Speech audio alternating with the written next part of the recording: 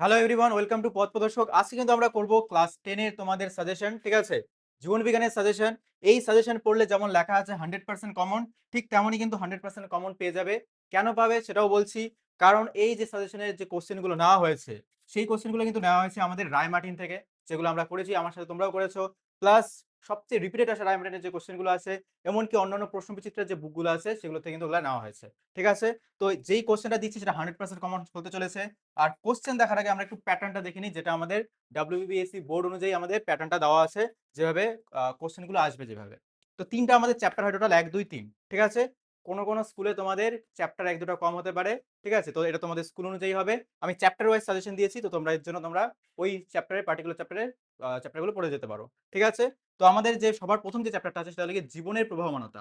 এই চ্যাপ্টারে শুধু জনন চ্যাপ্টার থেকে আসে প্রশ্ন, ঠিক আছে? জননের পার্টটার থেকে। তো এখান থেকে তোমার টোটাল খুবই ছোট পার্ট, এখান থেকে যে 17 নাম্বার এখানে 12 নাম্বার এখানে আসে, সেই 12 নাম্বার কিন্তু তোমরা পেয়ে যেতে পারো খুব কম পড়ে, ঠিক আছে? তো ভালো করে দেখো, 3টা আসবে এমসিকিউ এর পার্ট থেকে, 2টো আসবে শর্ট কোশ্চেন একের, আর তোমার একটা আসবে 2 মার্কসের কোশ্চেন, আর একটা আসবে 5 মার্কসের কোশ্চেন, ঠিক আছে? তো এই হলো 12 নাম্বার। বংশগতিতে থাকবে 3টা এমসিকিউ, 2টোই, আর 4টা তোমার দিকে, 2টো থাকবে তোমার দিকে এসে, আর টোটাল 4 নাম্বার আর একটা 5 এর কোশ্চেন। এইটার সাজেশন আমি অলরেডি দিয়ে দিয়েছি, তোমরা যারা দেখোনি তারা আগের পার্টে দেখতে পারো, ঠিক আছে? ডেসক্রিপশনে লিংকও থাকবে। আর 3 নাম্বার যে চ্যাপ্টারটা আছে অভিব্যক্তি অভিযোজন, এটার কোশ্চেন গুলো আমি দিয়ে দিয়েছি, দেখো। 3টা এমসিকিউ থাকবে, 2টা শর্ট কোশ্চেন থাকবে, আর 2 এর প্রশ্ন থাকবে 2টা, টোটাল 4 মার্কস এখানে। আর 5 এর একটা প্রশ্ন থাকবে, এই টোটাল 14 মার্কস এখানে। তো এখানে 12, এখানে 14, ঠিক আছে? কম্পারেটিভলি এই 12 নাম্বার পাওয়াটা কিন্তু খুবই সোজা, কারণ এখানে শুধু খুবই কম পড়লে তোমার এই 12 নাম্বার পেয়ে যাবে। আর এই 14 নাম্বার পাওয়ার জন্য তোমার একটু বেশি পড়তে হবে, ঠিক আছে? তো চলো কোশ্চেন গুলো দেখা যাক। দেখো, প্রথমে কিছু প্রশ্ন যেটা আছে সেটা হলো গিয়ে তোমার জনন থেকে, ঠিক আছে? জনন থেকে প্রথম যে প্রশ্ন আমাদের পড়তে হবে সেটা হলো গিয়ে জনন বা প্রজননের প্রয়োজনীয়তা ও প্রধান গুরুত্বগুলি আলোচনা করো, ঠিক আছে? এই প্রশ্নটা শিখে যাবে। তারপরে দেখো এখানে আছে অযৌন জনন। অযৌন জনন সম্পন্ন হওয়ার যে কোনো 5টি পদ্ধতি বিস্তারিতভাবে ব্যাখ্যা করো। খুবই ইম্পর্টেন্ট প্রশ্ন, ঠিক আছে? 5টা পদ্ধতি আছে, এখান থেকে একটা পদ্ধতি হয় শর্ট কোশ্চেন হিসেবে দিয়ে দিতে পারে 2 মার্কসের হিসাবে। এখান থেকে একটা প্রশ্ন অবশ্যই আসবে, অথবা এই পুরো কোশ্চেনটাও দিয়ে দিতে পারে। খুবই ইম্পর্টেন্ট প্রশ্ন, এই প্রশ্নটা শিখলে পরে তোমার আসবে এটার থেকে, ঠিক আছে? আর পরেরটা হলো গিয়ে পত্রজ মুকুল বা অস্থানিক মুকুলের সাহায্যে পাথরকুচি গাছের প্রাকৃতিক অঙ্গজনন কিভাবে সম্পন্ন হয়, এই কোশ্চেনটাও দেখে যাবে। তারপরে হলো গিয়ে সবচেয়ে ইম্পর্টেন্ট মধ্যে একদম পরে 3 নাম্বার প্রশ্নটা, এর থেকে ইম্পর্টেন্ট প্রশ্ন হয়ই না, ঠিক আছে? তোমরা যারা আমার সাথে রায়মার্টিন করেছো, রায়মার্টিনের প্রশ্নবিচিত্রগুলো করেছো, তারা অবশ্যই দেখে থাকবে যে মাইক্রো প্রোপাগেশন যত আমরা যে 10টা সেট করেছিলাম, তার মধ্যে প্রায় প্রত্যেকটার মধ্যে কিন্তু এই কোশ্চেনটা ছিল। তো এতটা ইম্পর্টেন্ট এই প্রশ্ন, প্রচন্ড ইম্পর্টেন্ট প্রশ্ন। 10টা স্কুলের মধ্যে তোমার 8টা 9টা স্কুলের মধ্যে এই কোশ্চেনটা ছিল, ঠিক আছে? আচ্ছা, 4 নম্বর প্রশ্ন দেখো কি বলছে, একটি রেখচিত্র বা শব্দচিত্রের সাহায্যে ফার্ন গাছের জনুক্রম প্রক্রিয়াটি লেখো। এটাও খুবই ইম্পর্টেন্ট প্রশ্ন, ঠিক আছে? এটাও শিখতে হবে আমাদেরকে। তারপরে কি বলছে, গ্রাফটিং বা জোর কলম, ঠিক আছে? এবং এখানে একটু বানান ভুল আছে, স্টক ও সিয়ন, ঠিক আছে?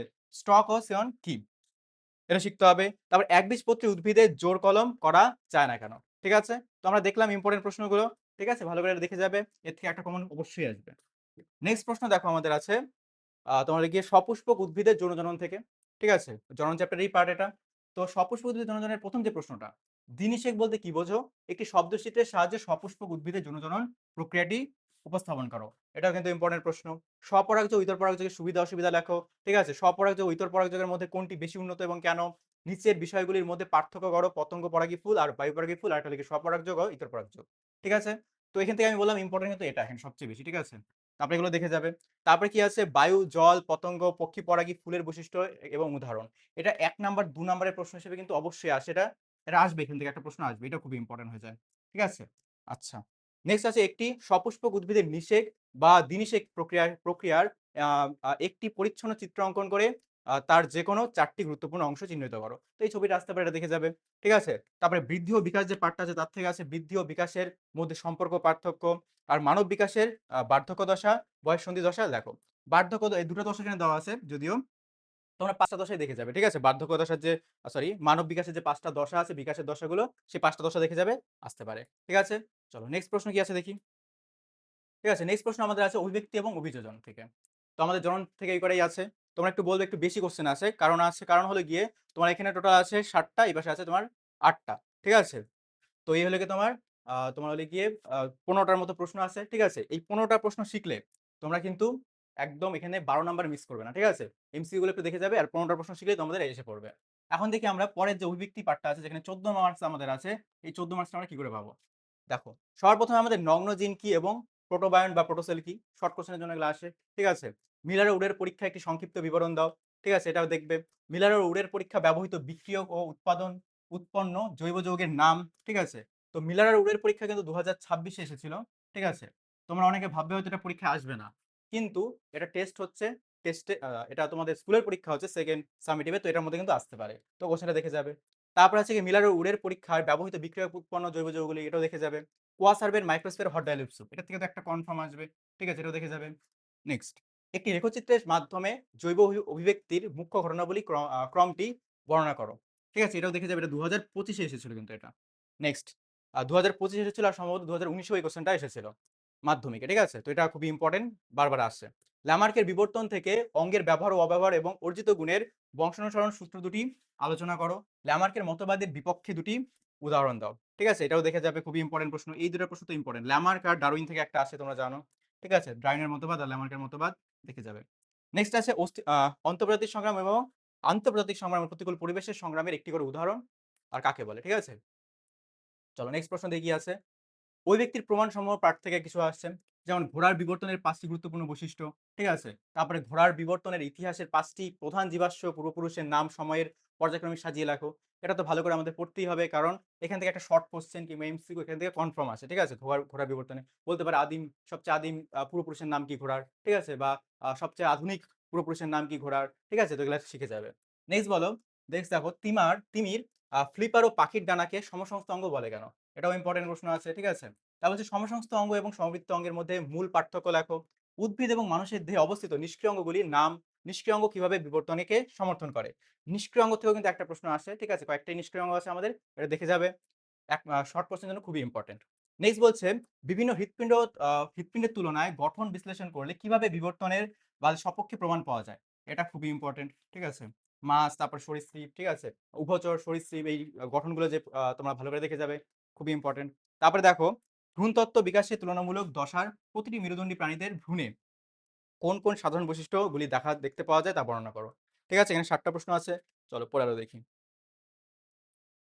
নেক্সট দেখো, তারপরে আছে অভিযোজন পার্টটার থেকে। ঠিক আছে, অভিযোজন পার্ট থেকে প্রথমে জাঙ্গল বা জেরোফাইট উদ্ভিদের অভিযোজনগত বৈশিষ্ট্য আলোচনা করো। ঠিক আছে, এখানে বিশেষ করে আমাদের পড়তে হবে পাতা কণ্টকে পরিণত হওয়া। ঠিক আছে, কাঁটায় পরিণত হওয়া পাতা।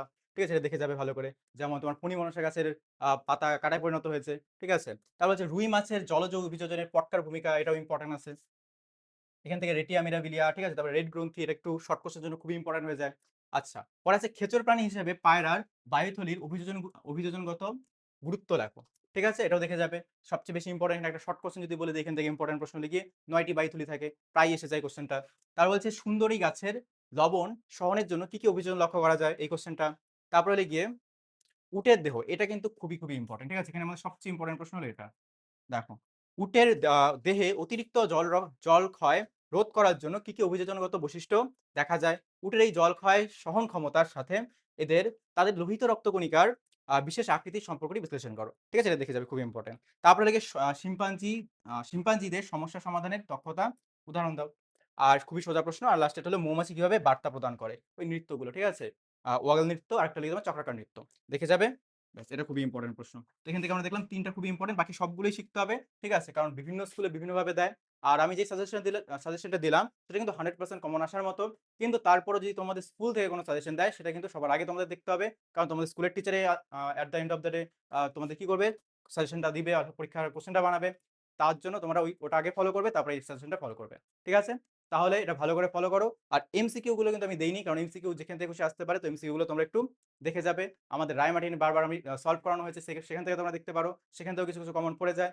তাহলে আজকের ভিডিওটা এখানেই রাখছি, আমরা দেখা হবে পরের সাজেশন নিয়ে। ঠিক আছে, তাহলে চলো।